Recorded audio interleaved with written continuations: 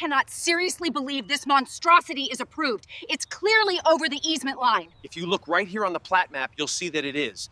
At 6:12 a.m. on May 3, 2024, my Cul De Sac lit up with amber flashes like a cheap police show. A tow truck idled in front of my house, exhaust mixing with cold air that smelled like wet asphalt and burnt coffee. Metal scraped, then my side gate rattled hard. 3 HOA board people stood in my driveway with clipboards, and a landscaping crew unloaded rakes and chains like this was scheduled.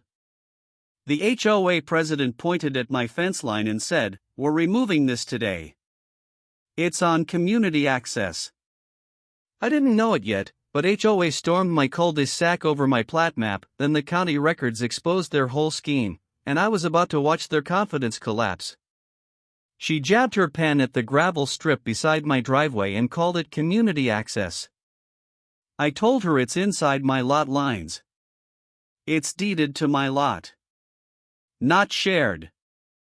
The board rep in a blazer smiled like I was adorable and wrong. I tried to talk like a grown-up. I said, "Let's pause. I can pull up the recorded plat map right now." The chair cut me off. "We already reviewed it. You're obstructing an easement." Neighbors peeked through blinds and then vanished. One guy opened his garage, saw the clipboards, and shut it so fast it echoed. Nobody met my eyes. It felt like the street was begging me to take the hit so they wouldn't be next. At 6:19 a.m. they taped a violation notice to my door. 10 days to remove an illegal barrier, plus a fine of $600. I called the HOA number while they watched. Voicemail. I offered a meeting at 9:00 a.m. with documents. The HOA president said, "We're here now. Comply." That's when I stopped bargaining. Timeline item 1 April 5 at 4:27 a.m. false trespass call. I finally saw the playbook. I lined up photos, emails, and call logs in a binder. By 2:40 p.m., I was at the county records office, under buzzing lights, at a counter that smelled like paper and old carpet.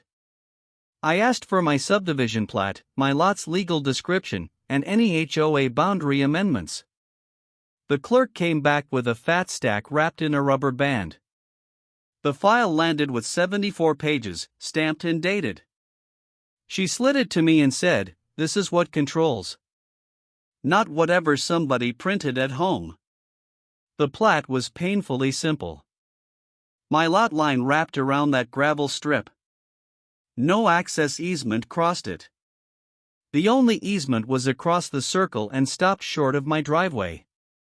Then I found the scheme's fingerprints. The HOA's amended exhibit wasn't recorded at all. The index was blank. The parcel numbers on my violation notice? 2 belonged to the county, not the HOA.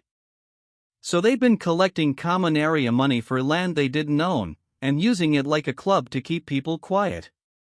On May 5, 2024, they held an emergency compliance walk at 6:30 p.m. right at my curb, like a sidewalk trial. The HOA president smiled and told the crowd I was stealing common land and blocking emergency access. I waited until enough neighbors were there to make it public. Then I set my binder on my car hood and flipped to the county stamped plat. I said, "Here's the recorded map. Here's my boundary. And here are the parcel numbers you used on my notice." The chair leaned in, and his face went flat. The reactions came fast and messy. A dad near the mailbox said, "So you tried to fine him over land you don't own?" A teen lifted his phone higher and whispered, "This is going on TikTok." Someone behind me muttered, "I paid one of those common area fines last month." My group chat popped off like fireworks. Wait, the county owns that? Why were we assessed?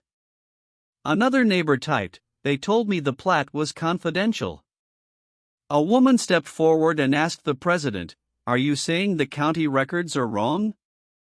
The president's smile tightened, and for the first time, she didn't have a clean answer. On May 7, 2024, a county surveyor and a code inspector showed up at 9:10 a.m. The surveyor found the pins, measured, and nodded at my fence like it was normal. The inspector asked the HOA president for permits for the dawn crew visit. She called it volunteer maintenance. He pointed at my video, timestamps and all, and said it was enforcement activity on private property. He said the recorded plat controls, and a board vote can't rewrite county lines. Patterns of false reports can be prosecuted. He pulled the complaint log and asked why my address had been reported 3 times in 60 days, then warned that sending crews onto a private lot could trigger fines. That's when the mood shifted like a spell snapping. People stood straighter. Curtains opened. Phone stayed up, steady, like tiny witness lights. The HOA president tried to talk, but every sentence got cut off by a question. Where are the minutes? Who approved that amendment? Why did you list county parcels as HOA property? Even the quiet neighbors started speaking. One guy said, "You threatened my wife with a lien over that same strip." Another said, "You sent me 2 warnings in 1 week." Nobody yelled. They didn't have to. The power was in the calm. You could almost see the bully losing oxygen, word by word, while the rest of us just kept standing there, documenting. No one looked away anymore. The next weeks were calm, but the paperwork was loud. On May 20, 2024, the county sent the HOA a formal notice to stop enforcement outside its recorded boundary and to correct any false documents in member packets. Code enforcement warned them that directing crews onto private lots without consent could bring fines. My $600 penalty was voided in writing, along with 4 other notices on our circle. This was the second shift, the quieter one that lasts. Neighbors started replying to HOA emails with screenshots instead of fear. People saved PDFs. They asked for parcel numbers. They started keeping their own little files, like the whole street finally learned to protect itself with paper. Even the nervous ones spoke up.